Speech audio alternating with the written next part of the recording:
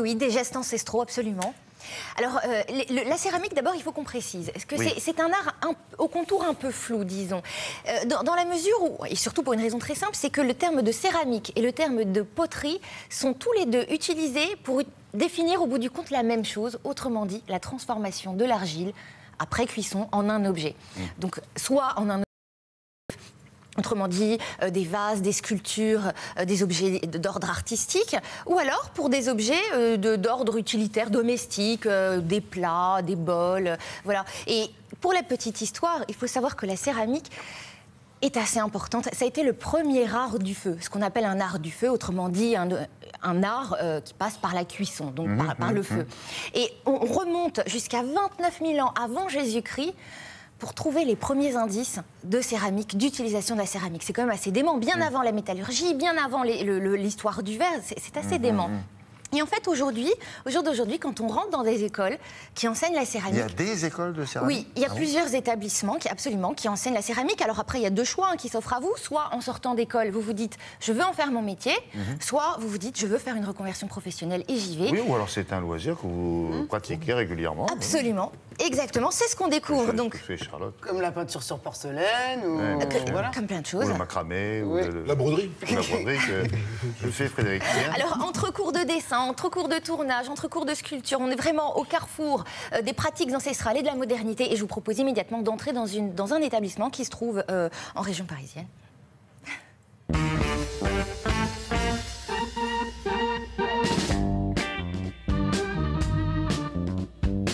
Ici, vous êtes dans une école de céramique et donc on apprend la poterie dans un sens le plus large possible.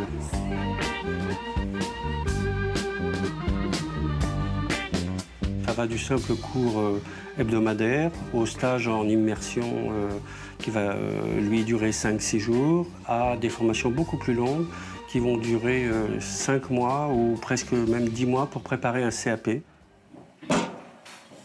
Allez, on va faire une boîte. Et donc, pour faire cette boîte, on va faire certains gestes qui permettent de centrer la boule. Le tournage consiste à mettre de la terre sur un tour pour pouvoir obtenir une pièce.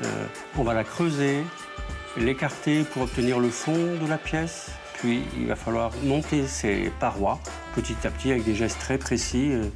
Et là, c'est une espèce de chorégraphie qu'il faut vraiment apprendre. Et une fois que la terre elle est à peu près épaisse de 5 mm par tour, on va pouvoir donner la forme.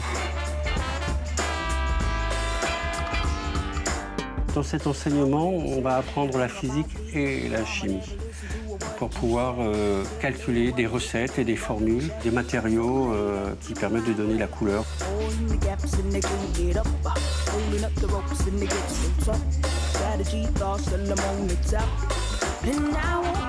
Ici, nous essayons de former des gens qui peuvent aussi bien tourner que sculpter ou modeler. Voilà, on a des approches du tournage vers la sculpture et de la sculpture vers le tournage. Bon, c'est pas mal, sauf que je crois qu'il faut que tu travailles encore un petit peu sur les fronts qu'on voit, l'écran. Et aussi, si on regarde un peu profil, l'os de l'aîné qui se trouve jusqu'à là et l'os qui monte vers l'oreille.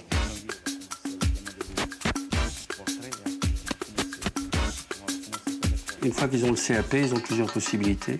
Ils peuvent devenir artisans d'art, ils peuvent devenir animateurs, ils peuvent travailler avec un designer éventuellement.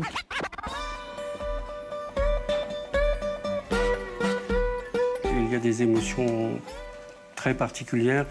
On s'y attend pas toujours d'ailleurs, mais on s'adresse au sens du toucher. Et le toucher est le sens le plus archaïque que nous possédons.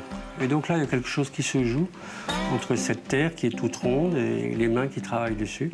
Et donc c'est des liens extrêmement forts qui se passent à ce moment-là. Voilà, c'est sans doute une des joies du tournage et du modelage. D'être bien ici, maintenant et avec soi. Mal, ça. C'est sublime. C'est quoi, payant, une école Oui, naturellement. Oui. Alors, ce sont des tarifs complètement abordables qui varient naturellement selon la session de 6 jours ou le stage de 3 mois ou alors la formation à l'année. Et c'est magnifique. Et on peut y aller une fois par semaine parce que c'est un loisir, par exemple. Absolument, exactement.